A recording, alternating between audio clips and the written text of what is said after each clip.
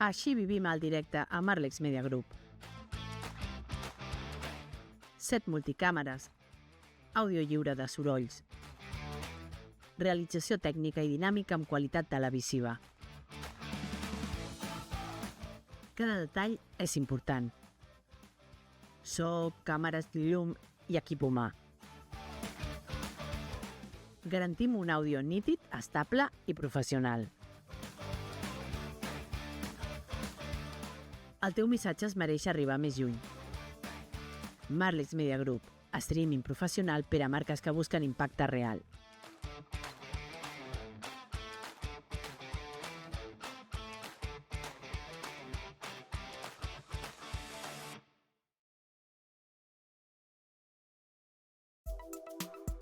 ¿Y si gran parte de lo que querés saber nunca ocurrió? ¿Y si la figura más influyente de la historia fue una construcción? En Ciencia Inédita no venimos a confirmar creencias, venimos a cuestionarlas. Hoy nos adentramos en un terreno incómodo, la ciencia frente al mito, los hechos históricos frente a la fe. Con el Dr. David Rabadà, investigador y divulgador científico, abordamos una cuestión incómoda. ¿Es Jesús una ficción muy rentable? Prepárate, comienza Ciencia Inédita. La ciencia no es magia, pero a veces lo parece. Física cuántica, arqueología, robótica, hipótesis, datos, pensamiento crítico. Bienvenidos a Ciencia Inédita. En directo, sin filtros, de la mano de Francisco Javier Millán. Aquí no hay secretos, solo ciencia. Ciencia Inédita. Buenos días, bienvenidos a un nuevo episodio de Ciencia Inédita. Como veis, hoy soy Ángeles Gallardo, pedagogo y periodista, y no tendría que estar aquí. Estoy en lugar de mi compañero Francisco Javier Millán, que es el conductor de este podcast, pero hoy está en otro rodaje. Estamos a escasas horas de empezar la Semana Santa y traemos un tema muy, muy interesante en el que se va a mezclar fe, en el que vamos a ver ciencia, datos históricos, y lo vamos a hacer de la mano de nuestro entrevistado, David Rabadà. Buenos días. Buenos días. Bienvenido a Ciencia Inédita, doctor en ciencias geológicas, profesor, escritor reconocido, divulgador científico. ¿Cuándo y por qué empiezas a interesarte por esta figura que vamos a hablar hoy, que viene promovida por tu último libro, El Jesús histórico? ¿Cuándo y por qué empiezas a interesarte por la figura histórica de Jesús? Bueno, pues realmente empecé cuando mi madre, que tiene una cultura ultracatólica, empezó a contarme quién era Jesús. De repente, en el colegio, un colegio católico, nos hacían leer este libro, el Evangelio. Este es el que tenía en el colegio, del año 72, ¿no? Y en ese momento yo empecé a darme cuenta que había muchas contradicciones. O sea, había 14 años en la adolescencia, me chocó muchísimo lo que estaba pasando. O sea, había contradicciones entre los evangelios y el contexto histórico que se describía en otros libros. Eso me chocó muchísimo y empecé a leer otros autores. O sea, y de repente, pues esto llegó hasta mi actualidad. O sea, que han sido 40 años de leer autores distintos y tomar mi propia decisión al respecto, que es la ciencia. A nivel personal, ¿te adscribes entonces a alguna religión o te consideras completamente fuera de este marco? Podría decirte que si me ascribo o no a una religión no tiene que influir en un libro así. Yo puedo declarar ateo, ¿vale? Lo que intenta el libro realmente es separar los conceptos que hay basados en la fe y en el dogma de los posibles conceptos que fueron realmente históricos. Y en eso hay que ser muy parsimónicos. El principio de parsimonia intenta, ante una serie de hechos, dices, bueno, ¿cómo interpreto esto? Pues busco la forma más sencilla, que será la que más probablemente se acerque a la verdad, no que sea la verdad. ¿Crees que la fe necesita explicarse desde la ciencia? La fe y la ciencia han luchado durante toda la historia para imponerse la una a la otra, incluso más la fe que la ciencia. Y este ha sido un error histórico, cuando las religiones han impuesto sobre los conocimientos, pues el ejemplo de la Inquisición o otras situaciones contextuales, y ha provocado muertes, ha provocado atrasos culturales, con lo cual ese tipo de mezclas es explosivo, es malo. Es malo. Ciencia y fe buscan lo mismo, buscan la verdad. Dicen que buscan la verdad. pero el método científico lo busca de una forma negando las cosas que pueden ser mistéricas o falsas, y la fe, en cambio, puede imponer grandes falsedades. Perfecto. Vamos al libro. Vamos desde un poco siguiendo la estructura que propones, que aprovecho para decir que realmente me ha sorprendido. Está muy bien estructurado, es muy fácil de leer. Puedes escoger qué parte de la historia, de la vida de Jesús quieres indagar. Veo que has hecho otras entrevistas y siempre hablas de la Navidad. Es como un poco el hilo conductor de decir, ¿por qué afirmas que el 25 de diciembre no es históricamente fiable? O sea, ¿qué evidencia tenemos realmente? Que creo que es una de las evidencias que tal vez sí que están más extendidas y asumidas sobre la fecha de nacimiento de Jesús, que no es el 25 de Navidad. ¿Por qué no es esa fecha? Sí, el 25 de diciembre fue un dato fuera de evangelios. En el siglo VI, el Papa Julio I tiene un problema y un cisma entre la Iglesia de Occidente y Oriente, y todavía se utiliza el calendario con referencia a la fundación de Roma. Eso ya no funciona, habiendo dos imperios distintos. Y entonces coge a un monje, a Exiguos, y le encarga que busque la fecha de nacimiento de Jesucristo. Estamos en el siglo VI. Y este hombre hace lo que puede. En ese momento no se conocía ni el concepto de cero. Cero entra con Fibonacci, creo que en el siglo XI, por influencia arábiga, con lo cual la matemática en ese momento era una clase de primero de la ESO. Y ese hombre dice, pues mira, va a ser el 25 de diciembre el día que nació Jesús. Casualmente, el 25 de diciembre es cuando nace Mitra. Y Mitra era un dios venerado por la gente gentil. Con lo cual, haciendo este gesto, se reciclaban prácticas gentiles dentro del cristianismo. Con lo cual creo que hubo más intención en el siglo VI, cuando la Iglesia tenía ya un poder sobre la cuenca mediterránea muy importante, que no buscar realmente la fecha cuando nació Jesucristo, que no la sabemos. Podríamos resumir que estamos celebrando en la Navidad una tradición simbólica más que un hecho real. O sea, es como que y también el solsticio de invierno, con lo cual el nacimiento de Mitra se ha seguido celebrando un poco las tradiciones paganas, la Navidad, con la excusa de Jesucristo, el nacimiento y todos los elementos comerciales que se han ido añadiendo con los años. Bueno, en ese aspecto sí, realmente lo de Mitra es un reciclaje descarado. Hay muchísimos más en la historia del cristianismo. La mayoría empieza en el siglo IV, cuando Constantino da poder a los cristianos. Y el de Mitra es uno más. Es otro sistema de coger algo que toda la gente está acostumbrada y lo reciclamos en cristiano, con lo cual nadie le resulta extraño. Ya es algo que la gente acepta fácilmente, ¿vale? Con lo cual sí, es un arquetipo, es un plagio, simplemente, y una adopción, pero no es enseñanza de Jesús. ¿Qué sabemos realmente sobre los padres, sobre Jesús, sobre María, desde el punto de vista histórico y desde tu investigación? Aquí hay muchos autores que dicen muchas cosas. Por ejemplo, ayer de La Vanguardia hay un libro publicado que dice que María, la madre de Jesús, fue una mujer de Séforis. Séforis es una ciudad greco-romana en el lago Galilea, rica, una ciudad comercial, y que esa fue la madre de Jesús. Pero de repente me cita al Evangelio de Juan como si fuera Juan el autor, y eso ya me da a entender que hay mucha imaginación en ese libro. O sea, hay mucha literatura. Si nos ceñimos al contexto histórico, sin tener datos directos, más del 99% de la gente en la zona de Galilea, en las zonas arameas, era gente analfabeta, gente iletrada, con lo cual debemos pensar que Jesús nació en el seno de una familia judía, religiosa, pero muy sencilla y muy humilde. Súper interesante. ¿Por qué crees que los evangelios aportan? ¿Tú crees que hay intención en que hayan aportado poca información sobre sus primeros años? No, realmente los evangelistas, que hay muchísimos, también los apócrifos, el problema que tienen es que de información oral lo que les llega es después del bautismo de Jesucristo. Así, cuando Jesús es bautizado por Juan Bautista, él accede a entrar en su secta. Bautista es alguien que es anti-herodiano, anti-romano. Entonces Jesús se hace bautista. Y en ese momento entonces recoge mucha información oral que sí que los evangelistas pueden luego traducir en textos. Pero antes de ahí, todo lo que hay son añadidos que cogen cuentos del antiguo egipcio, mitología judaica, mitología babilónica.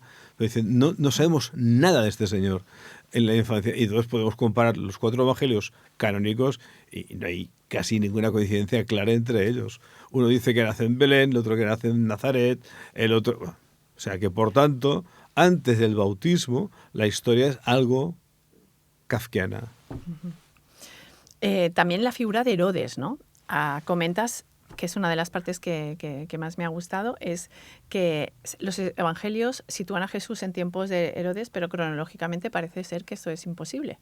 Explícanos un poco más. Bueno, Dionisios Exiguos, el monje que el Papa, monje bajito, casi bueno, le llama. Sí. Me hace gracia, pero lo aprendí. Fue bajito porque en la historia lo pone, memoricé, sí. Lo memoricé súper rápido, ¿eh? Buena técnica. Bueno, pues este monje que recibe el encargo de Julio I, el Papa, en el siglo VI, hace lo que puede. Y lo que puede es pues, poner una fecha que guste a todo el mundo. Por eso pone el 25 de diciembre, que es cuando nace un dios que es pagano, que es Mitra, ¿vale? En consecuencia, hubo una intención ahí descarada. Eso ya no hace falta discutirlo, ¿no? En cuanto a tu pregunta, el tema de Herodes, pues si él puso ese año, no fue el año que nació Jesús. Pero es que encima coinciden que hacía 4 años que Herodes estaba muerto. O sea, que seguro que la fecha que puso en el siglo VI Dionisios Exiguos, pues fue equivocada, ya está. Si es que Jesús coincidió con Herodes, que a lo mejor no coincidieron.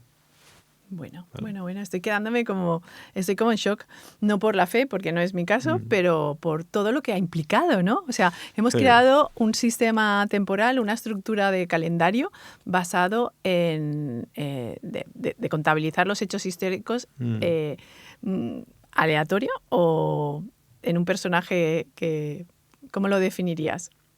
El Jesús histórico.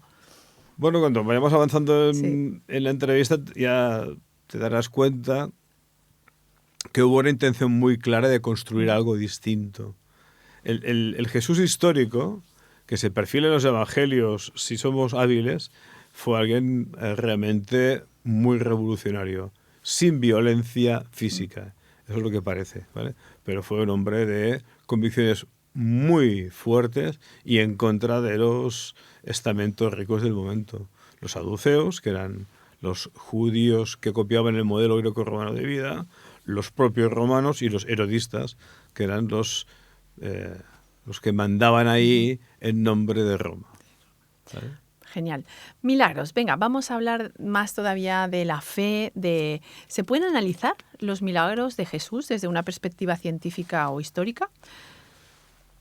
En esto, por ejemplo, he tenido discusiones con el antiguo teólogo de la Facultad de Barcelona, de Teología, con Armand Puig, el doctor Armand Puig, y él es muy partidario que los milagros fueron verdad. Luego también con otro exageta, con Josep Maria Busquets y Grabulosa, también en sus libros dice que los milagros eran verdad.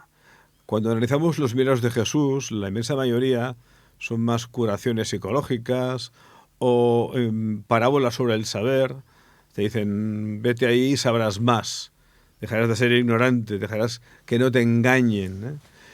Con lo cual no hay un análisis científico de eso, simplemente son parábolas recogidas de muchas tradiciones anteriores. Hay unas que hay sanaciones de ojos que no ven, el poder ver es el saber. Con lo cual hay muchísima metáfora.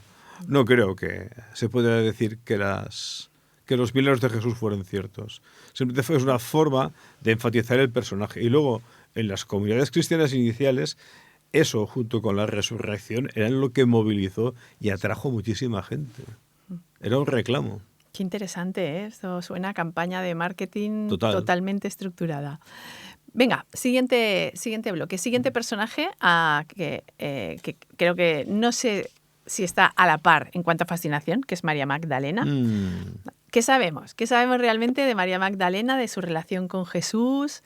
Estuvieron casados, ¿no? Fueron amigos, vivieron en pareja, practicaban el poliamor. ¿Qué sabemos? Estuvieron amancebados de su mano, como decía Quevedo. Sí. ¿Tuvieron hijos, no? Que será lo siguiente, esa es la segunda gran pregunta. Todo ese formulario forma parte del imaginario deseado de las gentes. No hay prueba alguna que María fuera la mujer de Jesús. Además, María, en el Evangelio hay 3 mujeres que se juntan como María. La hija de Lázaro, la hermana de Lázaro, una prostituta que no tiene nombre, cuando la intentan lapidar, y luego María Magdalene. ¿Vale? Y la Iglesia, a lo largo de los 2000 años, las ha unificado. Ha puesto a una prostituta junto con la hermana de Lázaro y luego con la Magdalene. Que la Magdalene significa la enaltida, la persona que era muy importante. Debemos decir que esas 3 mujeres fueron distintas en los evangelios o fueron inventadas. María de Magdalena no era María de Magdala, de una población del lago Tiberíades, de la zona aramea, ¿no? Como un gentilicio, que era la Magdalena, era la enaltecida. Con lo cual, debería ser la mujer más importante dentro del grupo de Jesucristo. Que estuvieran liados o no, no se sabe. En un evangelio apócrifo se dice que sí, que María yacía al lado de la cama de Jesús, pero es un evangelio muy tardano, creo que es del siglo III o IV, forma parte del deseo que Jesús tuviera pareja. Lo que sí algunos historiadores dicen es que un Jesús que se autollamara rabino y que no tuviera mujer e hijos hubiera sido muy mal visto por la sociedad judía del momento y por tanto hubiera sido criticado, con lo cual eso debería haber quedado en los evangelios. Y eso no sucede. Pero todo son suposiciones. Claro. Entonces, en ciencia, ante esto que dices, no lo sabemos. Ya está. Bueno, ¿tú crees que ante una respuesta de no lo sabemos científica, pues es como dejar camino a la fe, ¿no? Que cada uno puede construir el personaje o los personajes, en este caso, como mejor le convenga, ¿no? Como más paz le reporte. No. ¿No? Cuando la ciencia dice que no lo sabe, no anima a que la gente imagine cosas falsas. Significa que necesitamos más datos para aproximarnos a la verdad, no que imaginemos más datos. Muy distinto eso. Muy buena visión. Hay que recordarlo porque soy la primera que a veces se me olvida dónde estoy. Estamos en Ciencia Inédita. Si os gusta esta conversación, por favor, darle a like, poner vuestros comentarios, qué opináis de la figura de Jesucristo, además en estos días de Semana Santa. David, ¿por qué, volviendo a este tema que yo creo que ha dado mucho de sí, el tema de que si tenía hijos, si no, ¿por qué sería tan relevante? ¿Por qué la Iglesia, en especial es mi apreciación, a lo mejor no es la correcta, se ha esforzado tanto en intentar decir que no, pero que no tuvieron hijos, que sabes que las concepciones son pues mágicas? ¿Por qué es tan importante o tan relevante? ¿No sería lo normal que Jesús hubiera tenido hijos con María Magdalena o con quien fuera? Bueno, imaginemos ¿Qué cambia el para celibato sacerdotal, ¿de dónde surge? En el cristianismo católico, ¿no?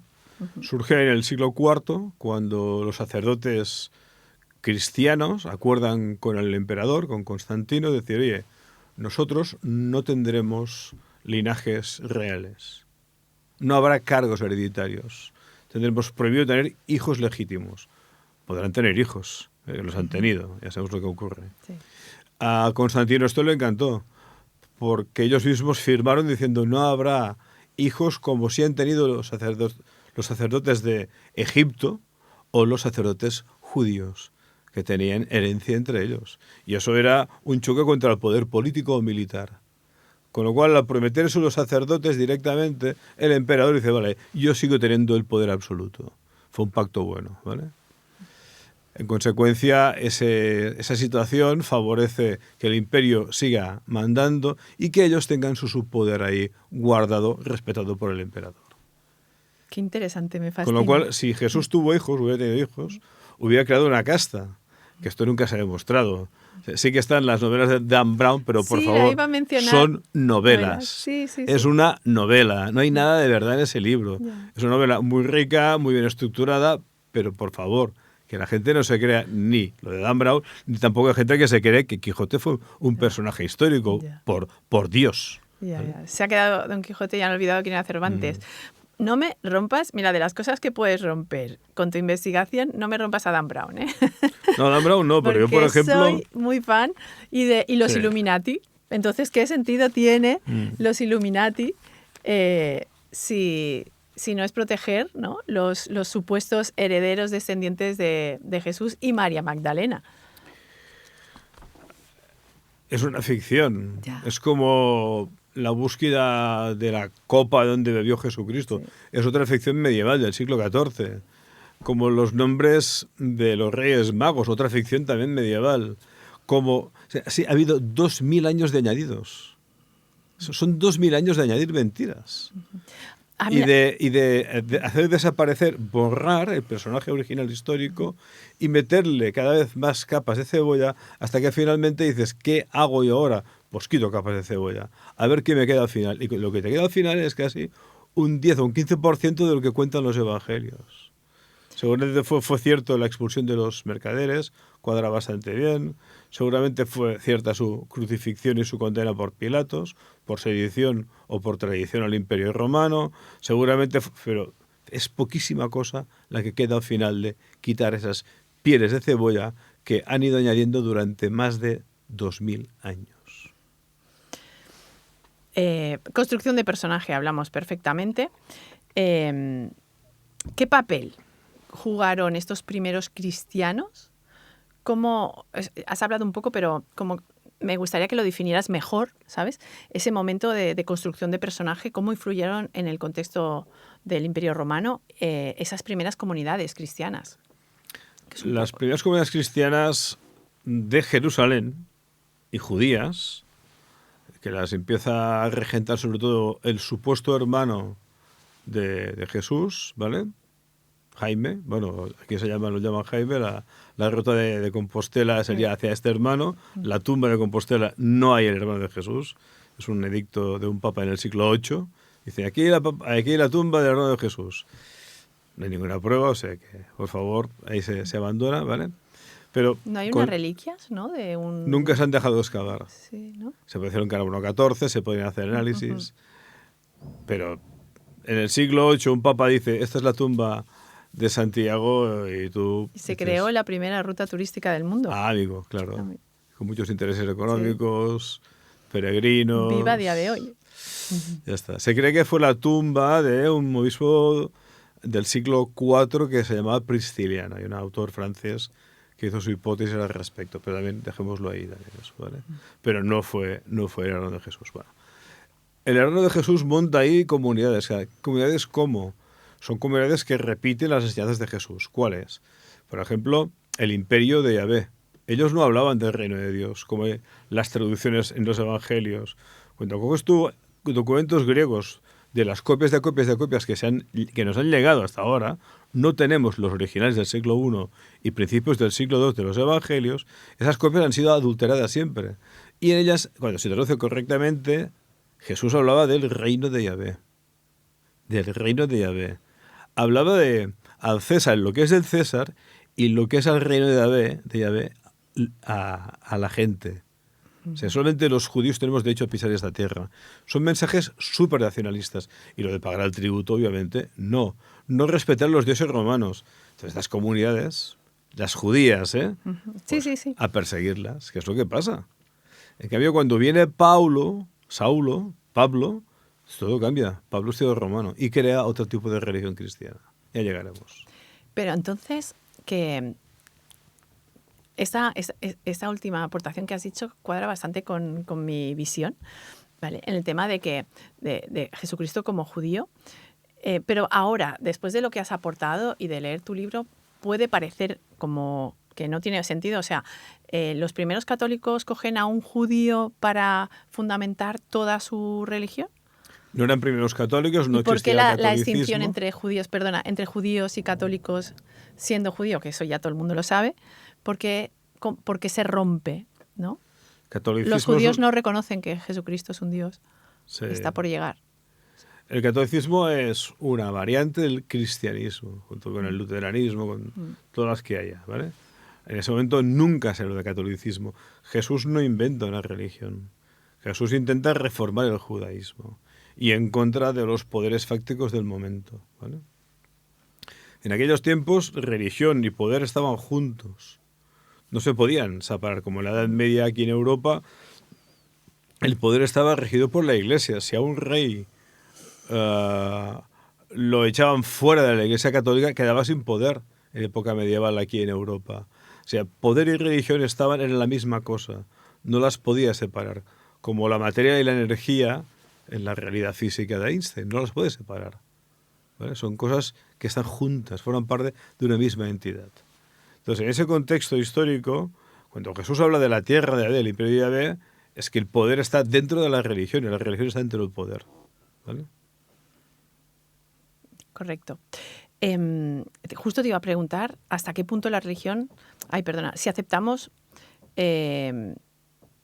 todo lo que dices, a mí me choca un poco las contradicciones que hay entre los propios evangelios, ¿no? Han construido un relato, pero, o sea, cada evangelio un poco contradice aspectos de los demás. ¿Me hablas de los evangelios canónicos que escogió la Iglesia entre los siglos 3, 4 y 5? ¿O me hablas de todos los evangelios, englobando aquí los agnósticos? Porque si ampliamos a todo, las contradicciones se hacen geométricamente al aire. ¿Hay alguna contradicción que no estemos comentando que tú creas? Algunas, porque no vamos a hablar todas por todo lo que hay. Y está claro que has leído, que no es mi caso. Pero más contradicciones que para ti sean como evidentes o de gente de teólogos que puedan estar... Suelo empezar el Evangelio, por ejemplo. Suelo empezar el Evangelio, por ejemplo, aquí cojo una página de Mateo, te dice ya, antepasados de Jesús, genealogía. Te pone Abraham, Isaac, no sé qué. Coges ahora la de Marcos y es distinta. ¿Esto qué es? Esto, mira. Esto es mentira. Esto es mentira. ¿Pero si era tú del año 70? Tengo otros de mejor traducción. Pero que también dicen lo mismo. No me quiero sentir culpable. Esto es mentira. Bueno, yo con las mentiras, si yo te cuento lo que hago con las mentiras con mis libros en casa, en la biblioteca los que dicen mentiras están girados. No se ve el lomo, se ve el papel. Si el libro dice mentiras y los guardo, ya está. Entonces está lleno de contradicciones esto.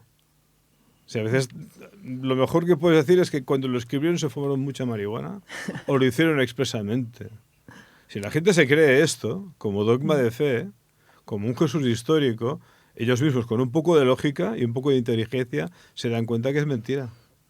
Lo que pasa es que la fe ayuda mucho a la gente. Y cuando de pequeño te han repetido la misma mentira 1000 veces como hacía Goebbels en las campañas de propaganda de Hitler, pues una mentira repetida 1000 veces acaba siendo verdad.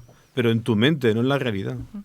Pero bueno, eso es la religión. Hay muchísimos científicos y personas, filósofos, historiadores que están adscritos a la fe católica y que como que no lo cuestionan, sabiendo que, o sea, como que ignoran estas contradicciones.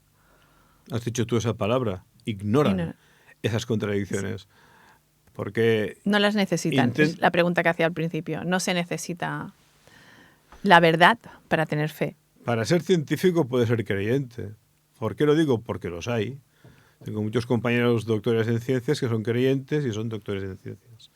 Si existe es que puede existir, ya está, no lo puedo negar. Ahora, lo que ellos sientan, yo no lo sé. A mí en este aspecto no tengo una fe en Dios. Entonces...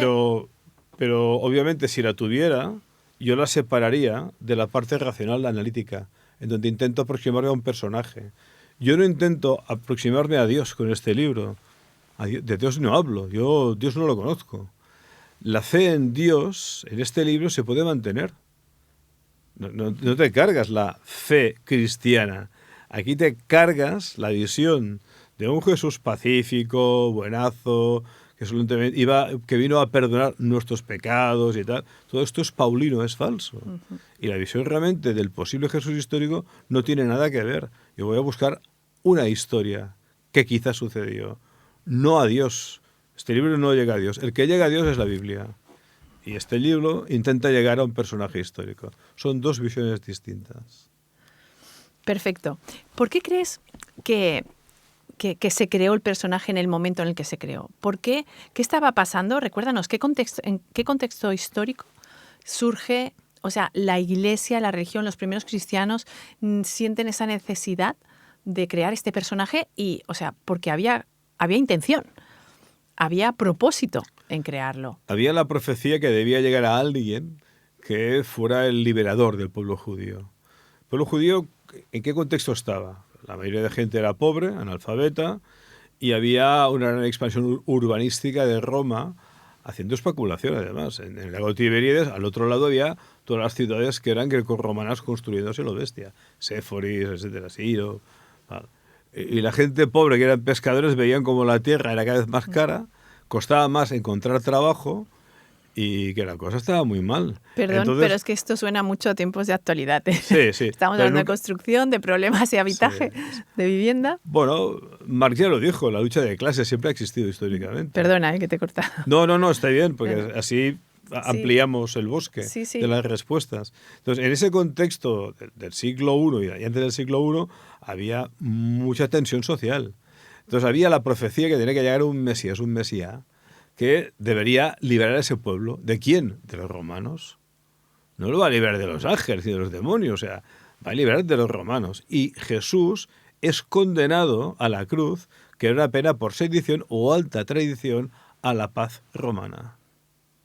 No es una sentencia judía de... No, en absoluto. ¿Y eso es histórico? O sea, hay pruebas, hay documentos históricos en las que se puede comprobar la causa, la sentencia de Jesús. No.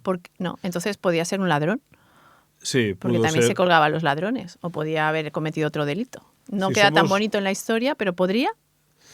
Si somos lógicos con los evangelios no citan nunca que sea ladrón. Es alguien que reforma el judaísmo, alguien que lógicamente está, nunca roba, pide, hay gente que le ayuda. Eso sería imaginar. Si decimos que fuera un ladrón, sería una imaginación. No sería científico eso, ante los datos históricos y los propios evangelios. Sería lo que yo quiera inventarme. Con lo cual yo diría que yo no entro aquí. Vale, pero bueno. Perdona que aquí te he bombardeado. Sí que cuando crucifican a Jesús hay dos personajes que les llaman ladrones, pero no son ladrones. En la traducción real la palabra griega es lestai. Lestai está traducido en algunos sectores como revolucionarios celotes, o sea, gente en contra del sistema. O sea, no eran dos ladrones, si presuponemos que fue verdad esta imagen, no eran dos ladrones, eran dos lestai. Dos revolucionarios en contra del Imperio Romano, dos traidores de la paz romana. Entonces, todo esto encaja muy bien. Y si encima añadimos que Jesús hablaba de el imperio de Yahvé, no el reino de Dios, sino el imperio de Yahvé, la cosa queda servida. Está hablando de la tierra, pisoteada por los romanos, por los aigez, los cerdos, los indeseables, que eran gente que no tenían derecho a pisar esa tierra porque era una tierra que Yahvé había entregado al pueblo judío. No podía ser pisoteada. Y en los sectores extremistas judaicos esto lo veían como un gran sacrilegio. No sé, pero tengo ahí como una semilla que a lo mejor está totalmente fuera de contexto debido a mi ignorancia en el tema, pero tengo como mariposillas ahí en el estómago pensando, no sé por qué, que todo esto nos ha llevado a la guerra de Irán, a Israel, a todo el conflicto actual. Es una historia que el propósito era marketing, vender y control territorial que no se ha resuelto todavía. La pregunta es hablar por hablar. Es muy profunda. No, es una muy buena pregunta.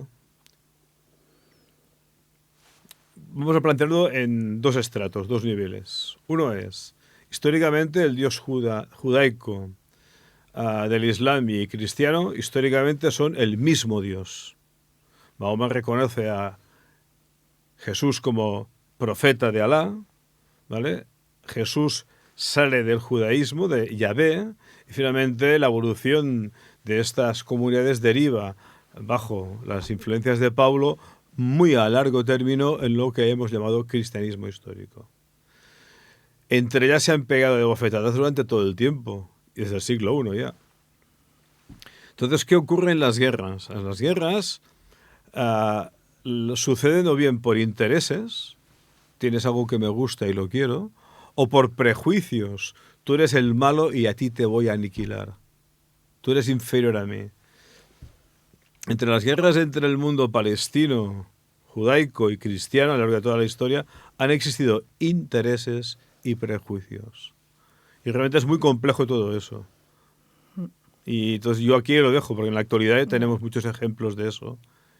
Y no quería desvirtuar hoy. Es que me ha venido un poco a la cabeza y perdona, porque esto está fuera de guión y tal, pero es que tengo como la imagen de Trump ahí, evangelista o sabes, católico, el tema de Israel tan profundo y los misiles sobrevolando y cayendo en Irán, ¿sabes? Es como que la historia de alguna manera está todo entrelazado y que nos ha llevado a esta situación, ¿sabes? No resuelta. Bueno, no resuelta. Roma en el siglo II se enfadó con los judíos porque siempre estaban dando guerra.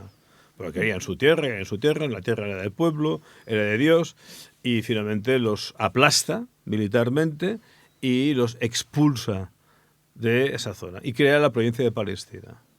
Esto en el siglo II. Desde ese momento los judíos no entran ahí. Pasan 1000 y pico años, pasa la guerra civil, el holocausto nazi, y los judíos piden volver a esa tierra, el éxodo. Y las Naciones Unidas les permiten volver. Crisis con los palestinos. Es como si volvieran aquí la gente que fue del Al-Ándalus, que estuvo aquí y que marchó en la época de la Isabel Católica, ¿vale? Y dijeron, no, queremos recuperar esta media España, el Al-Ándalus, queremos volver todos aquí. Y las Naciones Unidas dijeron, no, esta gente ha sufrido aquí un holocausto, tienen derecho a volver. Habría una crisis muy importante social, política, social, y de intereses y prejuicios. Totalmente. Con esto que quiero decir que la tierra de judía, para el judío, es su tierra prometida desde hace más de 2000 años. Correcto. Yo creo que es un libro muy necesario. Aparte de que está escrito de una forma que facilitas mucho la lectura, que puedes escoger qué momento me gusta, ¿sabes? También hacer mis notas. Puedes escoger como qué parte de la historia que nos han contado quieres resolver o quieres contrarrestar con la información histórica que aportas. Creo que tú ya habías publicado algo en el 2015 sobre la vida de Jesús, con lo cual intuyo, o sea, te formulo la pregunta, ¿has estado trabajando sobre esto durante más de 10 años? Bueno, llevo 40 años leyendo cosas. Eso insisto porque... Pero o sea, focalizado soy periodista también. Trabajo para Educational Evidence, tú ya lo sabes. Sí. Y como periodista y divulgador, pues claro, intento buscar muchas fuentes de información y contrasto para ver cuál es la más lógica y la que está más cerca de la verdad, ¿vale? En estos 40 años he ido construyendo todo esto, ¿vale? Y tu pregunta era, perdóname... Bueno, que nos expliques un poco que lo acabas de hacer, el proceso de investigación de estos 10 años, más 40 años de tu vida personal, implicado en todo esto, como buscando un sentido, pero que yo creo, si tienes algo que aportar de tu propio proceso que ha acabado materializado. Método científico. Método científico básicamente nace en el siglo XVII y es coger datos objetivos, intentar tener un método para estructurarlos, un método que sea lo más objetivo posible. Muchas veces se utiliza la matemática o la lógica, en este caso he aplicado la lógica, y cuando hay una cosa que no es lógica se desestima, dice esto no cuadra con la realidad. Ya está. Entonces, en base a eso, finalmente haces una interpretación de los posibles hechos. Una interpretación en ciencia no tiene que ser la verdad, será la hipótesis más cerca de la verdad si has cumplido correctamente con el método científico. Nunca la ciencia dice que tiene la razón. Si un científico nos dice por televisión, demostrado científicamente, dice que tiene la razón, eso es un dogma. Está haciendo religión. ¿Has confrontado tu libro a teólogos? Creo que lo has dicho antes. ¿Y cuál ha sido su reacción? Divertida. ¿Sí? Sí. ¿No has causado ningún problema de fe? Sí, he causado muchos problemas de fe. Sí. Mira, he hablado con gente del Opus, totalmente rechazando ideas de ese estilo y entonces ellos dicen, no tienes razón. ¿En qué no tengo razón? Te acabo de argumentar con datos históricos. Esto no fue así, ¿verdad? ¿Y cómo fue? Y me dicen, ¿cómo fue la Biblia? Mira, te lo leo. No. Deja la Biblia en paz. Deja el Nuevo Testamento. cíñete a muchos más libros, ¿vale? Con Armand Puig, por ejemplo, y hablando en su despacho, yo le comentaba, digo, si Judas lo mataron o se mató, porque hay dos relatos, hay un relato que lo encuentran abierto, o sea, que lo han apuñalado, y otro que está colgado, ¿eh? Uno en las cartas, Hechos de los Apóstoles, y otro en un evangelio. Y dice, Judas estaba muerto, y en cambio Pablo sigue diciendo que hay 12 apóstoles. Habría 11. Entonces el hombre me dice, bueno, es que esto tendrías que ver a un curso nuestro porque es una interpretación metafórica. Digo, no es metafórico. Hay una contradicción en textos y hay un error matemático, pero evidentísimo. ¿Cómo se soluciona eso? ¿Con una metáfora? ¿Era entonces todavía porque había otro incorporado? No lo hay. Se dice que no hay nadie que sustituya a Judas. Y entonces aquello me invitó a hacer unos cursos que desestimé. Claro. Vale. Luego bueno, sí, ha habido muchas cosas, muchas personas. Está. Vale. Saliendo un poco de este personaje, ¿tú crees que ha habido otras construcciones de personajes Sí, en la historia? ¿Alguno que quieras comentar y compartir con nosotros? Que nos ilumines un La poco. inmensa mayoría de personajes históricos importantes están construidos. Sí. Y en religión los que más. Buda está construido, Mahoma está construido. Buda es como que se ve fácil, ¿no? Sí, un pijete que se iluminó. Sí. Pero luego todo lo que han hecho Buda, encima... Buda mola porque es gordito y siempre está sonriendo. No sabemos si era gordito. Es simpático. Bueno, que no sabemos por qué es así, porque absolutamente no tiene nada que ver la figura de los Budas, ¿no? Que ha trascendido con la de Siddhartha, un príncipe que debió ser guapísimo, ¿no? Bueno, yo me lo imagino, un príncipe si fue guapísimo. Delgado, porque evidentemente no comían, ¿sabes? Forma parte del imaginario deseado de la sociedad. En las sociedades pobres ser gordo era tener opulencia. Rico. En las sociedades más modernas el ser delgado, alto, bien vestido sería otro signo de belleza. Ahí entramos en el imaginario humano, lo que queremos imaginar. Y lo que queremos imaginar puede ser muy falso. Yo, por ejemplo, doy clases de paleontología, ¿vale? La imagen más típica que la gente tiene de un tiranosaurio rex es de un bicho que tiene piel de reptil, piel de lagarto. Pues eso es falso. El tiranosaurio rex, por comparación con otros grupos, estaba cubierto de plumón. Bueno, era peludo. Voy a hacerle un guiño a mi compañero, a Francisco Javier Millán, que tendría que estar hoy aquí. Y es que me lo has puesto a huevo, perdón, pero es que es inevitable. Si dices dinosaurio, no hablar de Jurassic Park y de Spielberg. Pues en Jurassic Park hay muchísimas imaginaciones para gustar al público. Por eso vemos los dinosaurios con piel de reptil. Exacto. O con el ojo de víbora. En cuanto los dinosaurios tenían ojo circular, como las aves, porque las aves son dinosaurios. O sea, el imaginario humano lo que hace es deformar la realidad, pero pocas veces la acierta. Y en el caso del Jesús histórico hay muchísimo imaginario. Hay 2000 años de imaginario. Con lo cual, si analizamos bien este personaje, nos sale que lo dejamos para el final, si quieres, ¿vale? Sí. ¿Qué es lo más importante que tú quieres transmitir a la gente sobre el personaje de Jesús? A ver, pues bien, ya hemos llegado así a lo que antes anticipábamos. Jesús fue un personaje que quiso reformar el judaísmo. Era un revolucionario de palabra y de actos. Tiró a la mesa de los cambistas porque en el templo la gente iba a cambiar moneda, solamente se podía utilizar la moneda del templo para pagar los animales para los sacrificios, con lo cual eso significaba un gran beneficio para el templo. Y Jesús dice, fuera, que esto es una casa de ladrones. Claro, están extorsionando a la gente, están aprovechándose económicamente en base a la ignorancia de la gente, ¿vale? Podríamos traerlo al tiempo actual para la gente más joven, si es que hay alguien joven que nos vea, que le interese el tema. ¿Podríamos decir que Jesús fue un criptobro? No, cualquier comparación con la actualidad sería cometer errores. El contexto histórico del siglo I con el del siglo XXI son muy distintos. Perdona, que la broma, o sea, no quiero ofender a nadie, ¿eh? Quiero traer el tema a la actualidad y hacer un poco o sea, romper el academicismo, pero lo que sí es cierto fue también, o sea, que él defendió cambios económicos, que es lo que quería decir, y financieros. Bueno, él que sí defendía no pagar impuestos al César. Bueno, es una visión económica. Porque no tenían por qué estar los romanos ahí. Al César, lo que es del César, que se lleven sus monedas y la tierra para el imperio de Yahvé. Para Era un nosotros. neoliberal del momento. No, eso no es neoliberalismo, No, no hay No. ganas de quedarte el terreno y especular, no, No. el terreno sería comunitario, al contrario. Hay gente que dice que fue el primer comunista. Comunista, sí. Ojo, no podemos comparar el comunismo del siglo XIX-XX con el cristianismo, que no se llama cristianismo, con el, no sé, nazarismo del siglo I y II. Son momentos distintos. Ese tipo de comparaciones son muy peligrosas. ¿Y cómo definirías ese nazarismo con el que se asocia y que no se tiene que hacer comparaciones? Jesús simplemente fue un reformista en contra de las élites del poder de ese momento, que eran los herodianos, eran los saduceos, que eran los judíos ricos que imitaban la vida, el estilo de vida greco-romano, y los propios romanos. Esta era una minoría que tenían la riqueza y dominaban todo, el poder y la ejecución de la ley, matar a la gente.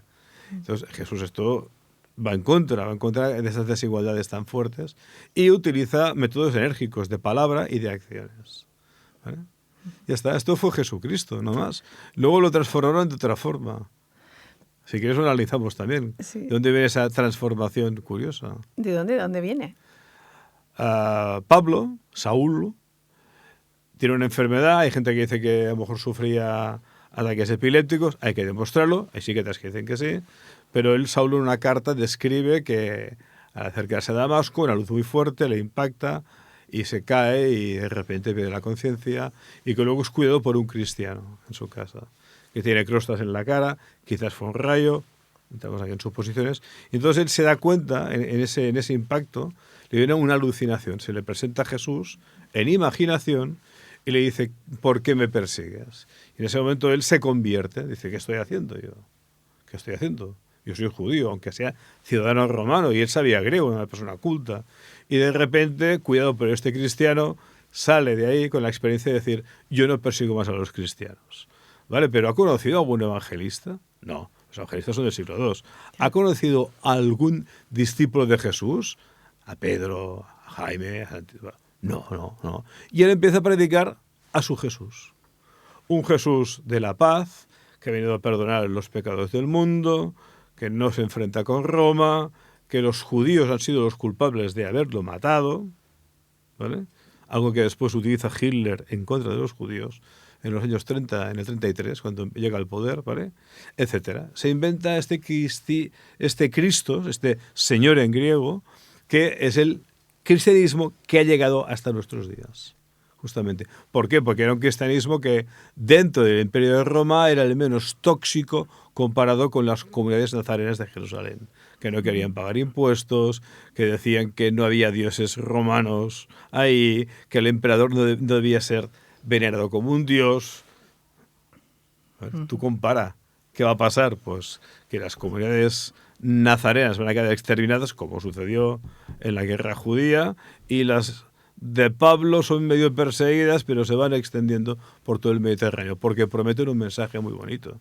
Te dicen que vas a tener vida eterna, todos los sufrimientos se van a convertir en bondad en tu futuro, que Jesús resucitó en cuerpo, eso se lo inventa Pablo, los judíos no lo decían, y que encima va a estar genial viviendo en comunidad, en una comuna, la palabra comuna, o sea, alguien dice, fueron los primeros hippies, tampoco. No hay que hacer este tipo de paralelismos. Entonces fue un mensaje como una pólvora ante la pobreza que había en la cuenca mediterránea. Eso se expandió lo bestia. Y la mayoría de cristianos eran analfabetos. Sí, eso se nota en la destrucción de obras en Egipto. Cuando hay una comunidad cristiana se cargan todos los jeroglíficos que hay ahí, ¿eh? Yeah. Y ponen sus cruces, bueno, su pececito, que era el símbolo inicial, el ictios, ¿no? Y una pregunta fuera del libro, para ir acabando ya. ¿Celebras la Navidad? ¿Has pensado que después de haber escrito y publicado este libro puedes convertirte en el nuevo Grinch? La Navidad tiene un objetivo, y antes que fuera cristiana, que era dar valor a la unidad familiar, a la empatía con los demás, con los queridos, a la empatía con los no queridos, ¿no? Y yo celebro la Navidad en ese sentido. Me gusta. Pero no creo en la Navidad. Ya está. El libro intenta hacer un análisis lógico de lo que es ilógico. Intenta hacer un análisis empírico de lo que es dogmático y separarlo. Y ya está. ¿Te has planteado, perdona, Sí, sí. ¿te has planteado hacer una segunda parte del libro? ¿Profundizar en otro aspecto de este personaje de Jesús o tal vez en otro personaje de la historia? Que al final has comentado mucho, hemos comentado lo de Buda, Sí. pero no has dicho otro personaje que tú crees que se merezca un estudio profundo sobre su construcción, Bueno, que haya trascendido o que nos haya condicionado en algo a la sociedad actual. Bueno, primero que no tengo 40 años más como para hacer otra investigación así. Con lo cual creo que sería imposible hacer un segundo libro que fuera realmente una continuación. La segunda cosa es que este libro analiza el personaje de Jesucristo desde sus épocas de profeta o de predicación hasta la actualidad. O sea, te pasas por el Imperio Romano, la extinción del Imperio Romano, la Edad Medieval, luego llegamos al colonialismo que expande el cristianismo por todo el mundo, ¿vale? Las misiones, y hasta el momento actual con la Inquisición y los hermanos de la fe, que es el nombre actual de la Inquisición, que están siempre vigilando si alguien dice algo, a ver cómo lo dice y con qué palabras lo dice. Entonces, yo creo que está contado todo el grueso. Puede haber otra gente que amplíen este libro. Cuando haya más datos se va a ampliar este libro, claro que sí. Pero en la segunda parte yo creo que no. Pero otra gente puede ampliar el libro, o yo quizás. Ay, no te he preguntado, que es una pregunta que sí que toca aquí que estamos en Ciencia Inédita, que lo recuerdo. Por favor, suscribiros si os ha parecido interesante, os está pareciendo interesante esta conversación, compartirla, dejarnos vuestra opinión en el chat. Y prometemos no molestaros, que nunca lo hacemos. ¿Hay algún tema científico, David? ¿Algún tema, o sea, de algún tipo de estudio, de técnica, de investigación que nos pueda ayudar a resolver dudas sobre esta figura de Jesucristo o de otras? Hay un problema muy grave. ¿Hay aquí. alguna nueva tecnología que tú estés, ya que la puedas compartir con nosotros ahora, que nos permita resolver pues dudas históricas?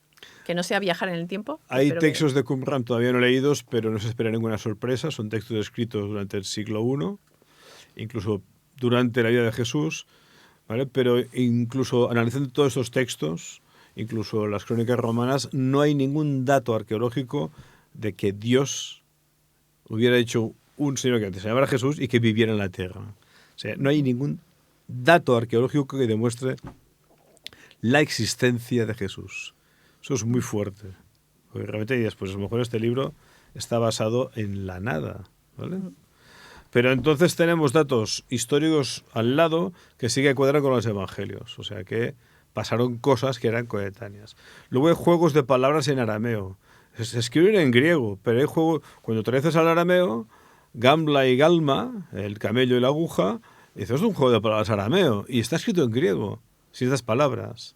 Entonces hubo obviamente contactos con gente aramea, siendo griegos. Y estos se escribieron fuera de Judea, seguro, porque Jerusalén ya estaba destruida y ellos ya lo ponen como una profecía de Jesús. Como que Jesús sabía que se destruiría el templo de Jerusalén. ¿Vale? Significa que los evangelios se escriben todos a partir del año 72 para arriba, finales del siglo I, principios del siglo II, aparte de los apócrifos que llegan incluso hasta épocas medievales que se publican o que se escriben. En consecuencia no hay pruebas, pero sí que indirectamente te das cuenta que hubo rápidamente comunidades nazarenas ya después de la muerte de Cristo, según los discípulos. Y había gente que vivía en comuna, con lo cual dices, alguien tuvo que existir. Y encima Pablo, él es perseguidor de cristianos en ese mismo momento.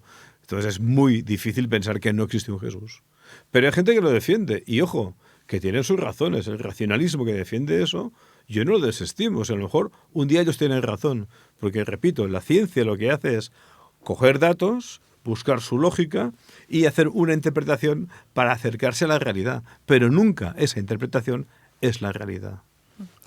Y para acabar, ya, permítenos, nos vamos a permitir soñar un poco lo que he dicho de viajar en el tiempo. Si pudieras viajar en el tiempo, irías a ver al personaje, a saber si existía si existió de verdad Jesús y estar en algún momento con él, ¿qué momento elegirías para viajar en el tiempo? Y volver. Su nacimiento, claro, y volver. Volver. Claro. Aquí si lo pedimos, Sanamente. lo pedimos todo. Hombre, si me gustara conocer al personaje, que no tendría ni barba, viajar al momento en el que ni se sería escribió. blanco de piel, sería un palestino. La imagen de Jesús hay que recordar que se sacó de la sábana santa, que es una sábana que está fechada por Carbono 14 en el siglo XIV, cuando la Inquisición más activa estaba. Yo creo que eso fue una tortura de alguien. Además, todas las torturas de los 4 evangelios se dan en el personaje que estaba dentro de la sábana, cuando los evangelios tienen muchas contradicciones. Ahí crearon una reliquia en el siglo XIV, pero de forma descarada. Ya está. Esa imagen de Jesús, un tipo caucásico de nariz larga y tal, que la gente se olvide. Jesús, si existió, fue un palestino. Piel morena, pómulos marcados quizás, pelo castaño, rizado quizás. Claro. ¿Vale? O sea, eso se olvida la gente. O sea, es una imagen estereotipada. ¿Vale? Porque ¿qué pretende alguien para hacer creer?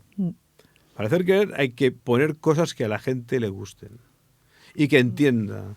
Y los evangelios lo que hicieron fue eso, escribir en un formato las biografías, que eran muy parecidas a lo que la gente leía en aquel momento o que la gente escuchaba leer en los templos o en otras entidades. Entonces, al poner esos arquetipos de egipcios que la gente conocía o judaicos que la gente conocía, la historia parecía más verdad. ¿Vale? Yo pongo un ejemplo muy bueno en clases.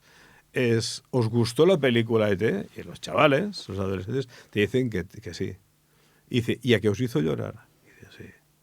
Digo, en cambio era un muñeco de goma horroroso que os hizo llorar. Que sabéis que era mentira, un extraterrestre, un alienígena. ¿Cómo demonios consiguieron los guionistas crear esa empatía dentro de vuestro corazón? Yo tengo la respuesta. Pues, no, es que eso está estipulado. No, la respuesta es Spielberg, otra vez. No, pero es que eso está estipulado en los libros. Lo has dicho tú, ¿eh? Que no sea que luego que me digan que yo induzco a hablar de Spielberg. No. No, pero hay un paralelismo muy bonito, que es que cuando se hacen guiones bien hechos en cine o en novela, tienen que cumplir un paradigma, una estructura, para empatizar con el lector o con el oyente o con el que visualiza una película. En el caso de Spielberg, la mayoría de la gente tenemos cultura judío-cristiana y en nuestro subconsciente entendíamos quién fue E.T. Fue un personaje que vino del cielo. Vino aquí, no fue entendido por los humanos. Fue maltratado, se murió, resucitó y volvió al cielo. Esa estructura es idéntica a la vida de Jesucristo en el subconsciente. Con lo cual a ti, sin darte cuenta, te han colocado una idea que ya te resulta familiar, pero tú no te das cuenta y lloras a ver morir a E.T. ¿Vale? Eso también, si miras las películas de Star Wars, con temas mesiánicos por en medio, temas medievales, es lo mismo. Y eso es la gracia de un buen guionista. Que te coloque eso, aunque sea ciencia ficción. Pues los evangelios han sido ciencia ficción de 2000 años, con arquetipos para que a la gente le fuera fácil creerse las mentiras que estaban aquí escritas. Me ha encantado la comparación, me ha encantado, porque el cine de Spielberg es una debilidad en esta casa. Bueno, voy a hacer un spoiler de Spielberg. E.T. no muere, ¿eh? O sea que si alguien no ha visto la película, por favor, verla, porque es una... Resucita. Resucita, correcto. Es que la resurrección... Resucita, cuida a los niños y cuida a una mujer que está sola, que tiene muchas presiones, que es la típica mamá separada y tal. Sí, tiene... María no tiene a José. Hay muchísimos mensajes, muchísimos mensajes. Y encima la resurrección de Jesús, que es realmente el núcleo de la fe cristiana, es un invento de Pablo. En lo que sería antes de Pablo, las comunidades nazarenas sentían la resurrección de Jesucristo como algo interior. Es decir, vive en nosotros, pero es algo espiritual. No es que corpóreamente haya salido de la tumba y esté vivo por ahí y de juerga por ahí. No. Vive en mi interior. Él está muerto en carne. Y en cambio Pablo en la carta de los Corintios dice, Jesús resucitó físicamente. Ahí está el problema. Entonces, claro, a partir de ahí el cristianismo coge como dogma de fe la resurrección física, no espiritual del individuo, como un acto real. Cuando sabemos que es mentira. Fue una invención de Saulo. Podemos decir lo que ahora está muy de moda, el tema de la conciencia única, la conciencia externa al individuo, que Pablo tuvo que dicen que se alcanza cuando tienes una experiencia extracorpórea, cuando estás al límite en una situación que casi estás muerto, o en situación, dicen que también cuando tienes epilepsia. Y con drogas. Y con drogas, evidentemente. Esto está demostrado con claro, drogas. Sí. Pues yo creo que Pablo, no es curioso que haya creado toda esta historia, o sea, el creador técnicamente de toda esta historia a través de una experiencia extracorpórea. O propondría un estudio sobre su alimentación. Bueno, hay gente que dice que Pablo ni existió históricamente, por ejemplo, hay tesis de Pujol, ¿vale? Pero supongo que sí que existió, y Pablo tiene un cuadro mental hiper complicado, se vuelve misógino, machista, dice que las mujeres tienen que ir tapadas, tienen que obedecer al hombre, que ninguna mujer venga a las reuniones sin taparse la cara. Bueno, esto está, pero es que las tres religiones, cartas, las tres religiones, el judaísmo, el catolicismo, son semitas. Son semitas, con sí, lo cual todas han tratado igual a la mujer, que ahora se habla del islamismo, pero para mí son tres... Os han tratado fatal estas religiones. Sí, absolutamente. Así de claro, punto pelota, ¿vale? Envidia. Entonces, envidia Pablo... cochina. Sí, porque en todas las copias de los evangelios han ido reduciendo el papel de las mujeres. Claro. Por ejemplo, queda un momento en que dice, Pedro estaba en casa de su suegra. ¡Ostras, estaba casado! Es lo que encuentras. Porque pensemos que se escriben los evangelios y lo que tenemos son las copias de las copias de las copias. Que en cada copia se van sacando cosas. Claro. Y la mujer se va borrando completamente del papel evangélico, de la actividad de Yasú Nazzara, el verdadero Salvador, que era seguramente como se llamó este hombre en arameo. Muchísimas gracias. Tenemos que ir acabando. Estaría hablando todo el día. Y bueno, tenemos una tradición que sabes que es un regalito que hacemos a todos los entrevistados. Gracias por venir. Sabemos Muchísimas además gracias. Que tienes el tema de tu pierna y estamos aquí a la entrada de la Semana Santa. Y nada más, lo único, bueno, yo esto lo traslado un poco de mi podcast. No sé lo que hace Francisco Javier Millán. Yo siempre le digo al personaje que cuando entrevisto en un podcast que qué crees. En tu caso ya te lo he dicho y no me has contestado bien. Has dicho Buda, pero propon otro personaje o propon una pregunta, un tema que te gustaría que trajéramos a este podcast de Ciencia Inédita. Bueno, el personaje de Mahoma, que alguien lo tratara históricamente y saldría muchísimas cosas. Mahoma. ¿Y a quién llamamos? También, venga, que algún experto habrá sobre... alguna exageta sobre el Corán habrá. Sí.